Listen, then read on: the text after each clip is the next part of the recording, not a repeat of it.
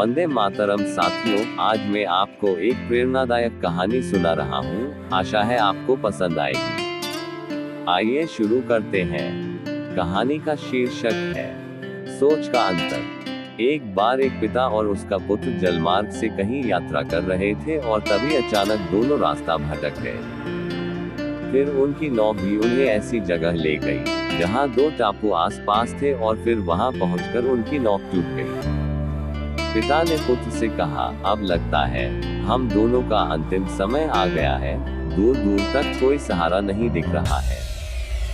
अचानक पिता को एक उपाय सूझा। अपने पुत्र से कहा कि वैसे भी हमारा अंतिम समय नजदीक है, तो क्यों न हम ईश्वर की प्रार्थना करें। उन्होंने दोनों टापू आपस में बांट लिए, एक पर पिता और एक पर पुत्र, और दोनों अलग अलग टापू पर ईश्वर की प्रार्थना करने लगे।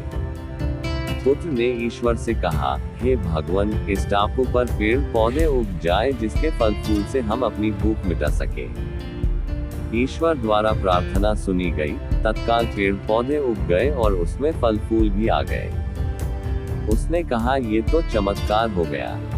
फिर उसने प्रार्थना की, एक सुंदर स्त्री आ जाए जिससे हम यहाँ उसके साथ रहकर अपना परिवार बसाएं। तत्काल एक सुंदर स्त्री प्रकट हो गई। अब उसने सोचा कि मेरी हर प्रार्थना सुनी जा रही है, तो क्यों न मैं ईश्वर से यहाँ से बाहर निकलने का रास्ता मांग लूं। उसने ऐसा ही किया। उसने प्रार्थना की, एक नई नाव आ जाए जिसमें सवार होकर मैं यहाँ से बाहर निकल सकूं।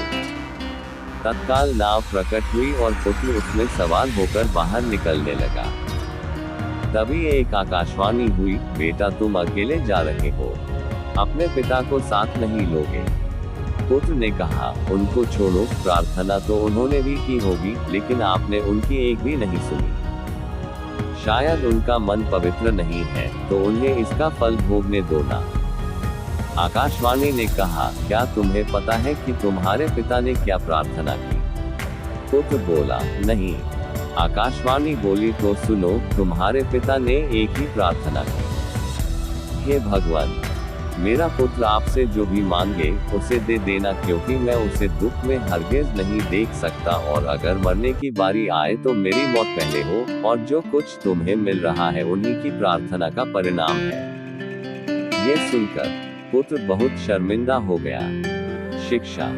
सज्जनों, हमें जो भी सुख, प्रसिद्धि, मान, यश, धन, संपत्ति और सुविधाएं मिल रही है, उसके पीछे किसी अपने की प्रार्थना और शक्ति जरूर होती है, लेकिन हम नादान रहकर अपने अभिमान वश इस सबको अपनी उपलब्धि मानने की भूल करते रहते हैं, और जब ज्ञान होता है तो असलियत का पता लगने पर सिर्फ पछताना पड़ता है।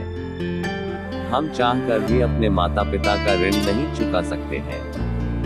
एक पिता ही ऐसा होता है जो अपने पुत्र को ऊंचाइयों पर पहुंचाना चाहता है, पर पुत्र माँ बाप को बोझ समझते हैं। इसलिए आप हमेशा जरूरतमंदों की सहायता करते रहिए, और माता पिता की सेवा जरूर करनी चाहिए।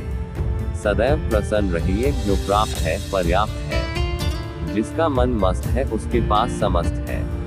तो ये थी आज की प्रेरणादायक कहानी। अगले वीडियो में किसी कहानी को सुनेंगे। तब तक जय हिंद, जय भारत, धन्यवाद।